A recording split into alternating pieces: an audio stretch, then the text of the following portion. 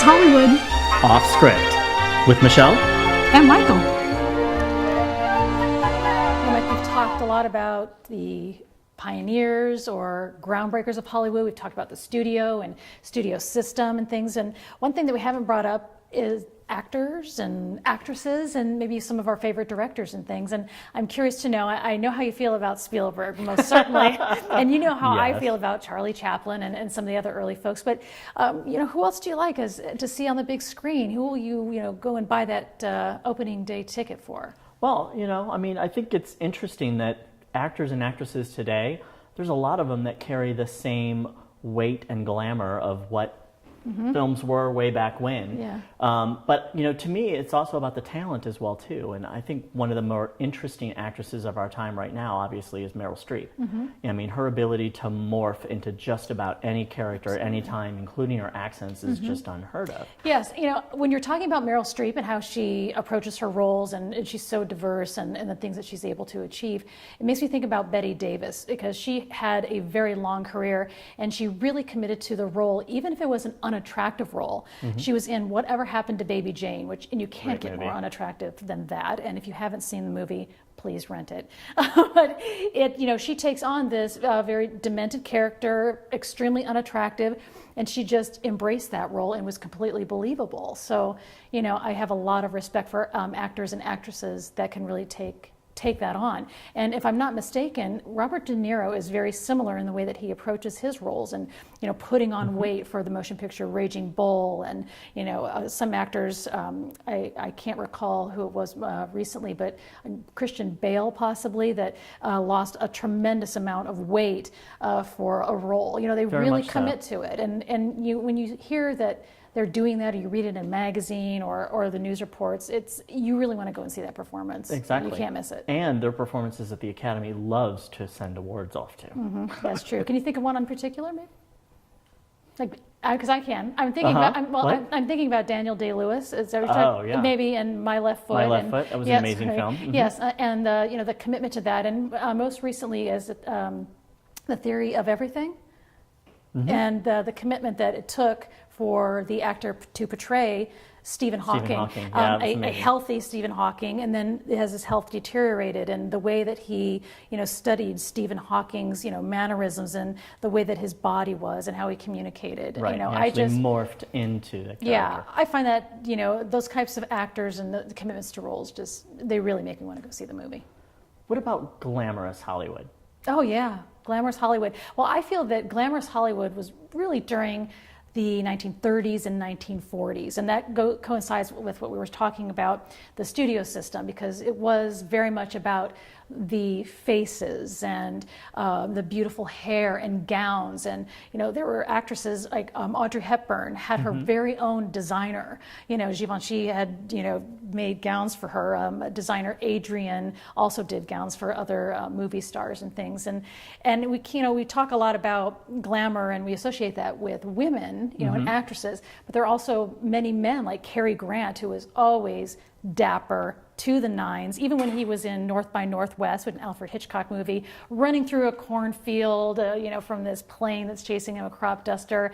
And he's in a suit and he's dusty, but he's looking good. So let me ask, do you think that glamour still exists today in today's modern celebrities and movie stars? Well, I think it depends on one's definition of glamour, quite frankly, because what I might find glamorous or handsome or dapper, to use an old-fashioned term, you may find different. So, but True. I think indeed that it does. But like, for instance, you brought up Audrey Hepburn, and for me, the modern day Audrey Hepburn is Julia Roberts. Oh, I agree. Yes. I think that her poise and her ability to be friendly and open to her audiences, but yet have a little bit of a distance, also feels very reminiscent of what you might have felt from the glamorous movie stars of the past. Oh, I agree. Yeah, I never really thought about that, but I think Julia Roberts is a great comparison to Audrey Hepburn. Now, I did mention actors and things. Are there any particular actors that you like, even from my favorite era, some of the earlier Hollywood, that has made an impact on you or that you enjoy seeing? Well, you mentioned a little bit when we started talking about classic monster films and stuff too, but Bela Lugosi I thought was a fantastic actor in the past. Good, that's excellent. Yeah, I didn't even think about that. Yeah, and I think I heard that the motion picture Dracula, for example. That was Bela Lugosi as the Universal release during the 1930s, 1931. And during the day at Universal, they were filming Dracula. And then in the night, like a bat, they swooped in.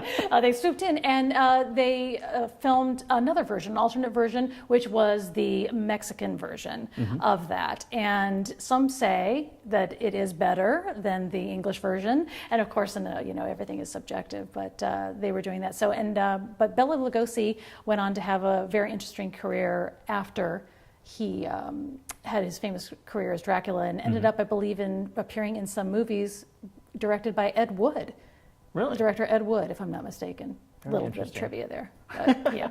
Now, you were talking about dapper. Do you have any modern day men that are dapper men? Yes, for you? I do. And I earlier I mentioned George Clooney, and I'm sorry. And look at that. there. Did you hear that Freudian slip? Earlier I mentioned George Clooney. I didn't. I mentioned Cary Grant, because to me, George Clooney is the modern day Cary Grant. It's a great connection. And that is a hard thing to get away with, because Cary Grant was something else. But I really believe that George Clooney sort of has that old-fashioned star quality. I would agree with you on that too. And it's interesting too, specifically with George Clooney, to see somebody whose career started in TV morph into that, considering the fact that TV at one point in time wasn't even in existence and actually started drawing audiences away from film. That is true. And then, and now I'm really curious. We've talked about what we like. Who will you not go see? Or who has to, when people have to drag you to the theater to see a movie, it's because you don't like a particular actor or director, and who's on your not so much list? I don't know that I have anybody that's on my not so much list. To me, any actor or actress may be right or wrong for the role, and it really just depends on the movie. I'm more of a, what is the plot of the movie all about, than necessarily who's involved. I myself will see almost anything. I will go, I'll see, I'm pretty open-minded when it comes to things, but I know that I will definitely not miss a Woody Allen picture. Anything that I found that anything that he writes, directs, and creates is brilliant, and that will get me to the theater. So you like his style? Absolutely. What would you say would be your all-time favorite movie, or is there one? That is such a hard question, because it really, for me, is all about genre. I can probably name films in each genre that, for me, are my best. Obviously a lot of them probably are geared towards when I was a kid, because there's something magical about movies when you're a kid. Absolutely. When you don't know everything that's behind the curtain that it takes to make a film.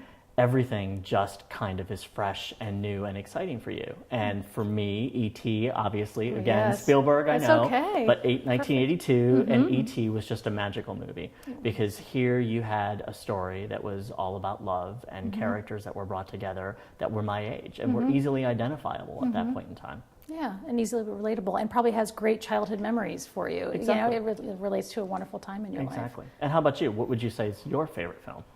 Charlie Chaplin. No, believe it or not, it's not a Chaplin film.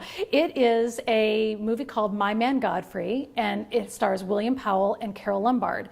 And I have a tendency to be drawn more to comedies than I do to dramas or anything. It's not that I won't watch dramas or things, but it is a classic screwball comedy. And I kid you not, I can have that playing while I'm cleaning the house and listening to it, and hearing the lines and picturing the movie in my head. I know it so well. It just makes me smile, and it makes me so happy. So My Man Godfrey, I believe that Carole Lombard also embodied Hollywood glamour. She was a beautiful woman. Unfortunately, she died far too young in a tragic plane crash, and that was very unfortunate. But she left a really great body of work, including some dramatic roles. So, but my favorite genre really is comedy and screwball comedy, and My Man Godfrey would have to go with me to a desert island if I had to choose one. So, yeah. Very nice. Now, how about Tom Hanks? Are you a Tom Hanks fan? Yes, I am, very much so. You are? Oh, yeah. And, when I saw the one in the prison, remind me of the title? Yeah. The Green Mile? Yeah. You are right. Took a minute. I was just testing you. I was only testing you. Yes, yeah. And you know that was based on a book by Stephen King. Okay. Yeah, but I found Tom Hanks' performance in that just to be riveting. That just really got to me. So I do like Tom Hanks, and and when he was in the movie Castaway, Yes. you know, to hold that in Be theory. able to hold an audience by on your yourself. own with an inanimate object for Yes. that long is pretty amazing. Agreed. Yeah, and you know, we had talked earlier about an actor or an actress getting into their role and really taking that on. Tom Hanks, you know, they had that lapse in filming for that motion picture because he needed to drop weight, his beard. If I remember correctly, he was at an Oscar ceremony or an Academy Award ceremony and had this massive beard, or maybe I dreamt it. But he, you know, he really committed to that, and you can see that. So I have a tremendous respect for Tom Hanks, and yeah, very much so. That's awesome. I think one of his best performances actually was in Philadelphia, and talk about a transformative performance as well too. Absolutely. And his co-star in that, who I also think is a fantastic actor, Denzel Washington. Oh, that's right. I forgot about Denzel. Yes, I really enjoyed him in The Pelican Brief with Julia Roberts. Yep, So see? yeah. They all interconnect. Yeah, and I think that there's a story about Julia Roberts on the set of The Pelican Brief. Is that On the correct? set of The Pelican Brief? I don't know. Is that Hollywood lore as well? It could be. Probably. It must be. If we can't remember it, it must be lore or a lie. Another lie. But yes, yeah, you know, and Tom Hanks, you know, we were talking earlier about transformations that people take in their roles, and I believe in Castaway, he did that, and also in Philadelphia.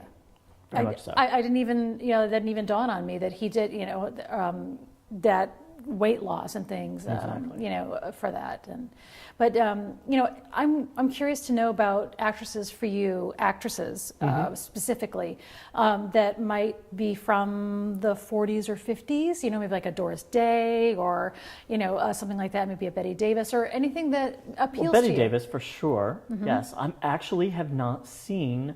I think maybe one Doris Day film. I mean, I know the name, but I couldn't place it. For Oh sure yeah, on she those is things. a lot of fun. You know, she had great chemistry with her leading men, especially one of her best friends, Rock Hudson, and they were fantastic on screen together. One of my favorite movies is Pillow Talk, and she is just darling in that. And Tony Randall is also in that motion picture with them, and the chemistry between the three of them is really great.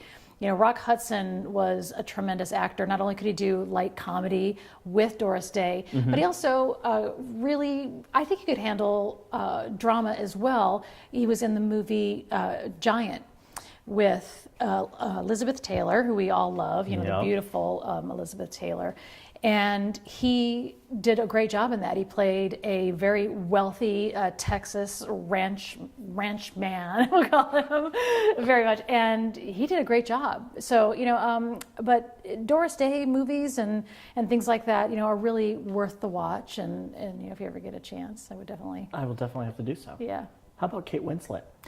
I love Kate Winslet. And I watched her. I think I saw Titanic maybe a few too many times, and you know, she did a great performance in that. There was a motion picture called The Reader, and I found that very simple, and I don't mean simple in the fact of acting.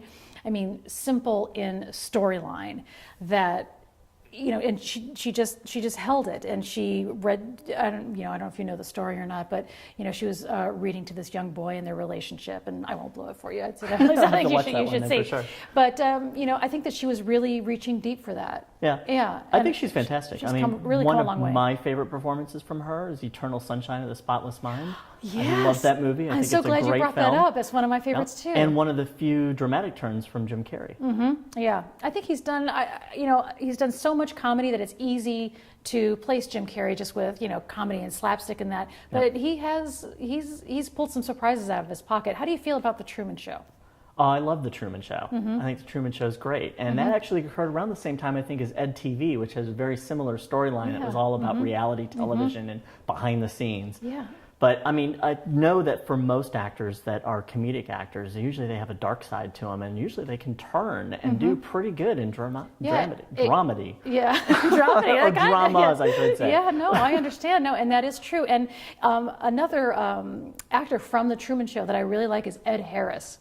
And I recently saw him... Apollo 13. Yes, and Pollock. The motion about the artist, you know, Pollock. And no, but he did a really wonderful job. He was extremely intense. That was a very, very deep character, a very troubled artist, and he just took that on. And I think he's phenomenal. Yep, very nice. And very handsome, which doesn't hurt. Yeah. Yep. Going back a little further, we have people like Sidney Poitier. Oh, yeah. Have you seen A Raisin in the Sun? I have. Brilliant film. Oh my gosh, it drives me to tears every time. Those performances are so incredibly intense, and every cast member brings it. Yep. It's and I got chills again. Yeah, I mean it's very powerful. Yep. And what about Guess Who's Coming to Dinner? I know, one of my favorites of his. Yeah. Oh, you know what? Fantastic film. Have you ever seen In the Heat of the Night? I have not. Mike. Please see In the Heat of the Night. He is brilliant in that. And I'm not going to say anything more. And for you folks that have not seen In the Heat of the Night, please do so. It's one of Sidney Poitier's most incredible performances. Extremely intense. Oh, he is fantastic. I'll have to check that one out. Another one of my personal favorites, Dustin Hoffman. Oh, yeah. I loved him in Kramer versus Kramer. Again, and look, we keep coming Again, back to Meryl Streep, right? Meryl Streep. Yes, Meryl Streep, you know. And yeah, that was another one that drove me to tears, but also made me laugh. And those scenes between Dustin Hoffman and his son were beautiful. We're sure everybody out there has some opinions as well, too, and we'd love to hear them. So please send them in. Please do. We'd love to hear from you. We always do.